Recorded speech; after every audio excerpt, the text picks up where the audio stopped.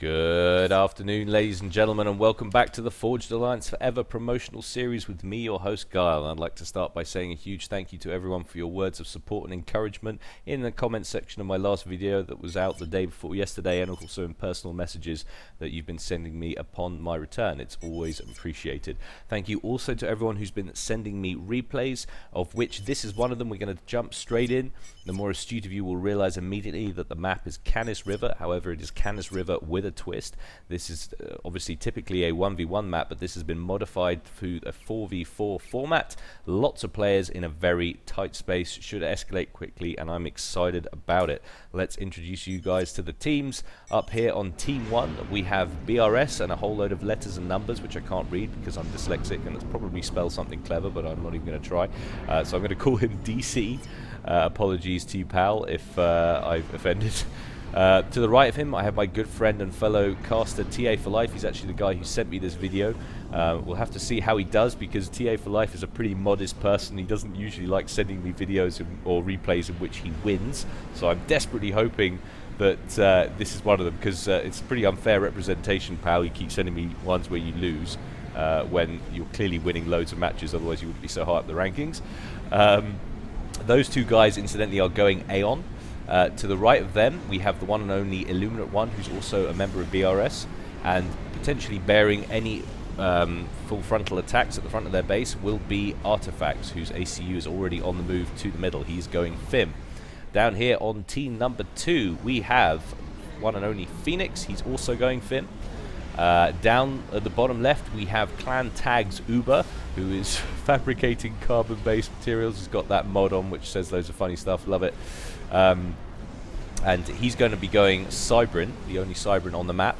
To the right of him, we have Epic, who's also marched his ACU up. He's going to be going FIM.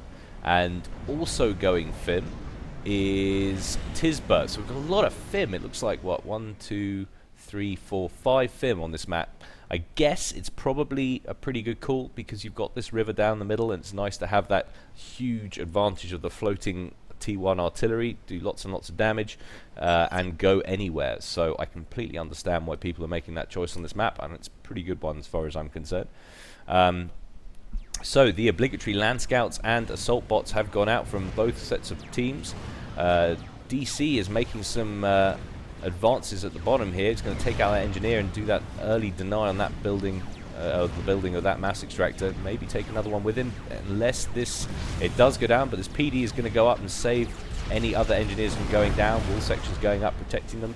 So nice work from Uber, shutting off that little attack route. Lots and lots of T1 units coming out from DC now. He's taking a very early spam, aggressive spam tactic. He's going to try and corner off this section of the map. Lots of mass he doesn't want Uber getting his hands on, and I do like that play, because let's face it, Uber is, if you're going to deny anyone the chance to get established, Uber's probably the guy you want to focus on.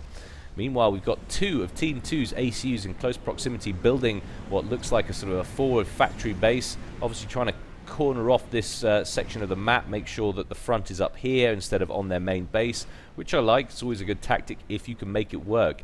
The only thing is we do have 3 ACUs in the near proximity. TA for Life is very far up with his ACU and pushing further up still. Maybe going to try and take out this mass point and get a few PD up.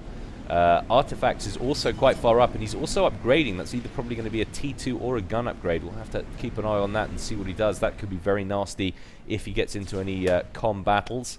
And up here we've also got the Illuminate One marching his way forward. Everyone pretty much having the same idea: move forward, get as much territory behind you as you can, and get factories up, which is the sort of thing that TA is doing, although they're committing to a factory build much more heavily on Team 2, it looks like, on the right hand side. We'll just have to see what goes on. Of course, you don't want to spend too much mass and energy building factories too long and not have enough units to back yourself up with. TA pushing very far forward now with his ACU, not starting to go any further. Let's see what they can see. And lots of air units on the field for TA as well. So TA, having said earlier in the chat section he was going to go heavily on the air side of things, looks like he's been true to his word. I don't see anybody having anything really that can stop him at this point. I mean, there's a few inties, 4 inties out for Tisba, but question is what TA does from it now that he's got the air advantage. We'll just have to see. TA now moving his ACU back, but lots of reinforcements coming in now from artifacts. So this should be a entertaining little battle squaring up on the right. Meanwhile, on the left, little skirting infractions going on between swathes of T1 artillery and tanks from DC and Phoenix. No real ground being gained on either side. Looks like Team 1 are really focusing an attack now. There's lots of light artillery and they can certainly get rid of these factories. They've caught Epic in the middle of an upgrade, but that's going to finish. So I wonder if that was the main idea behind this aggressive push. Tisba and Epic now being forced to retreat because Artifacts it was a gun upgrade he was upgrading. It gives him a huge advantage over these two now.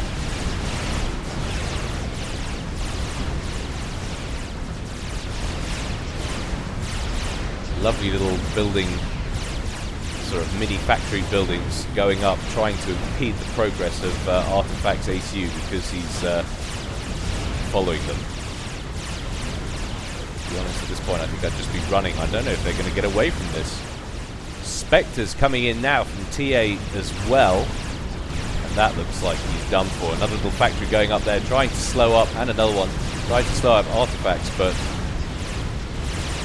he's not going to make it.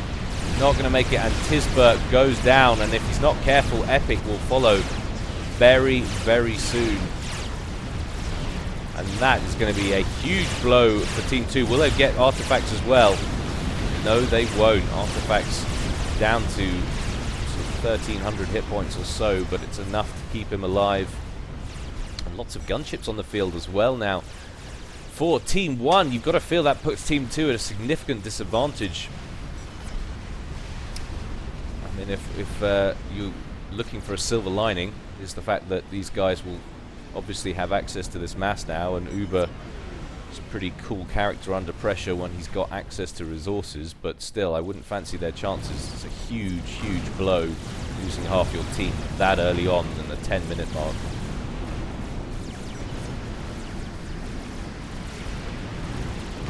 Spectres from TA now just mopping up the last little remnants of Phoenix's forces that have pushed up to try and assist, but just too late.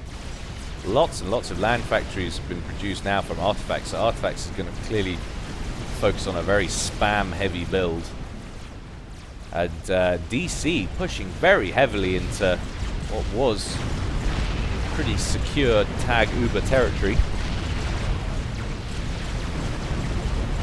War is not the best thing at taking out PD, but when you've got that many of them, there's not much the PD can do. These Spectres are just going to run riot now, taking out all of the extremities around here. I don't really see like there's a lot that can stop him. But in Uber's defense, they have got he's got loyalists out on the field, so he's got T3 factory up. So and obviously loyalists decimate T1 land spam. Certainly no match for him, but the question is, will they have the build power and resources after losing two of their teammates to do anything with it? Spectres eating T1 anti-air fire from those stationary installations. TA not too concerned about saving them at this point. Worth a trade, he thinks, just to take out the installations. Little fire base going up here. Oh, no, they're repping TA instead.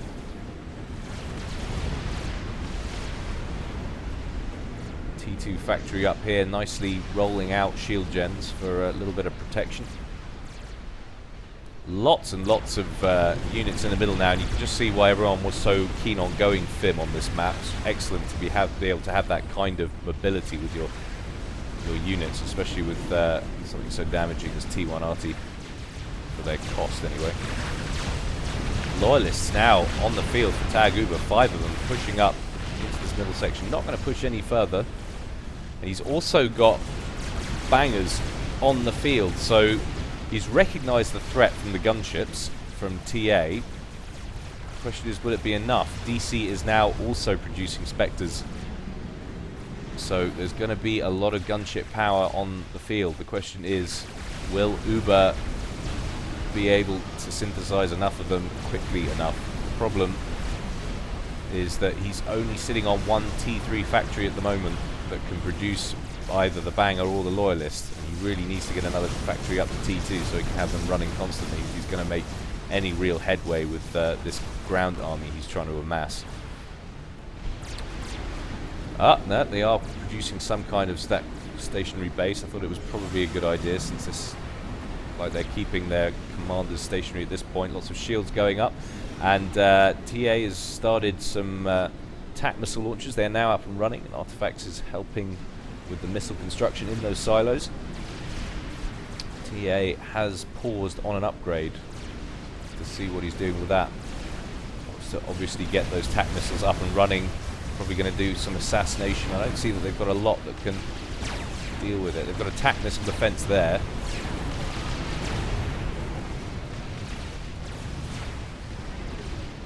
A couple of missiles, or one missile in each silo so far.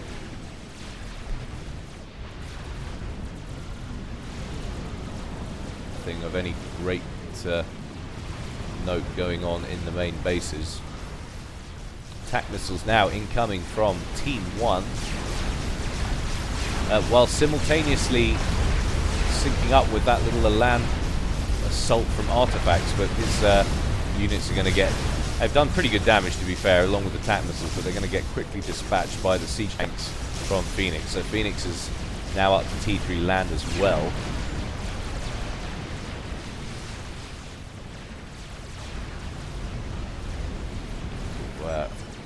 Push up from Uber there, finally losing those units. One Loyalist very heavily damaged, just chilling at the top of the map.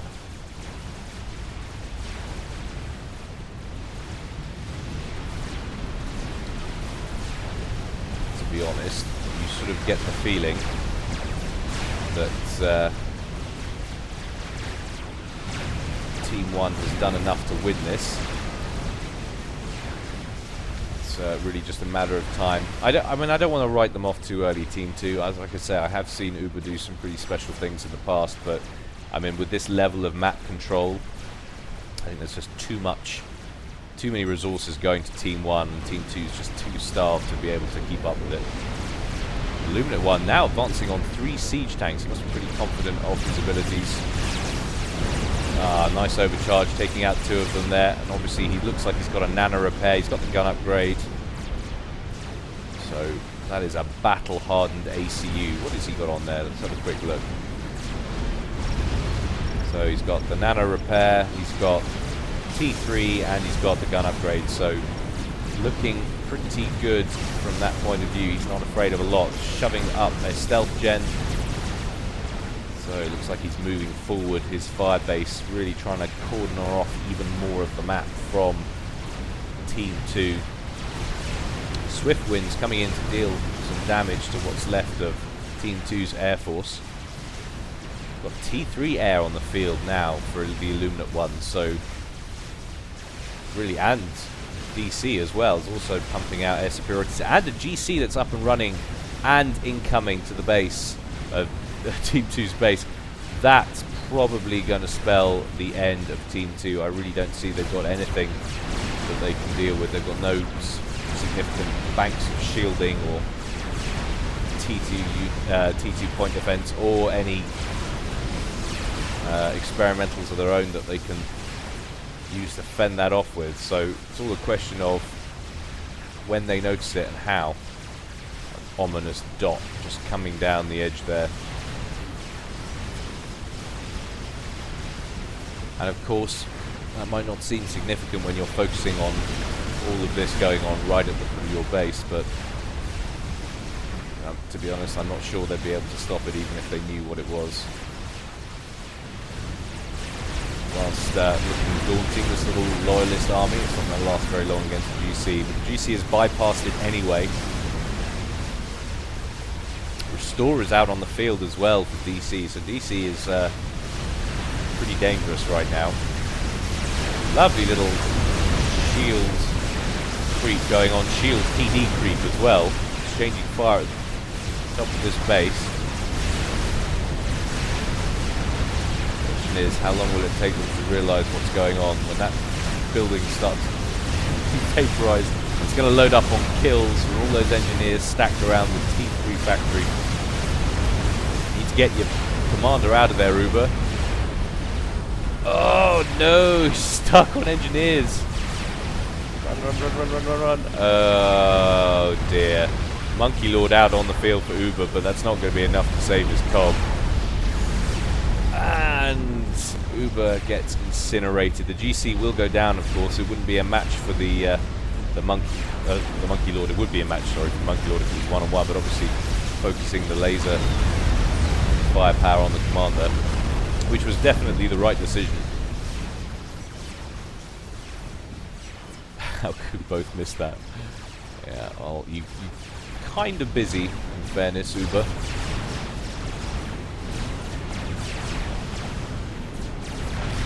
A lot going on at the front of this base. Look at the wrecks.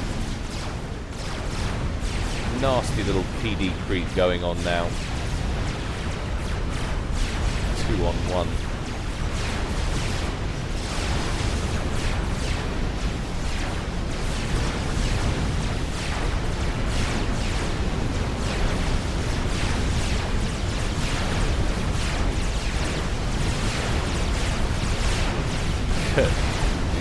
Luminant ones absolutely taking names with his commander.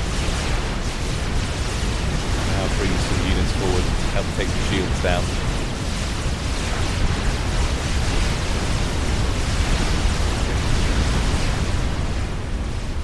Caesar being constructed up here as well by DC and is nearly finished, so this little attack doesn't work. That will certainly finish things off. Trying to get a chicken up, but that was never going to happen, so we can have the economy for it. TA for Life now marching his commander in with juicy little shield there to protect him. Phoenix getting out on less than 2,500 HP, back into his last remaining shield. Caesar is now online, and that is surely going to spell the end.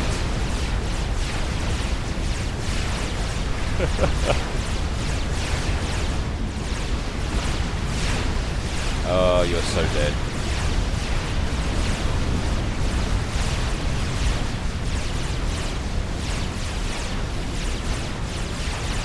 Well, valiantly fought, Team 2.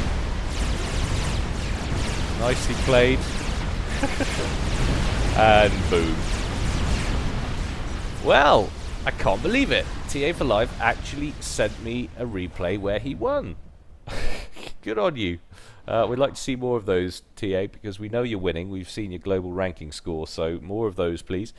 Stop being so modest and sending me ones where you lose. But I hope you guys enjoyed that. I certainly did, and stay tuned for more, as there will be more coming. But for now, that is me signing out.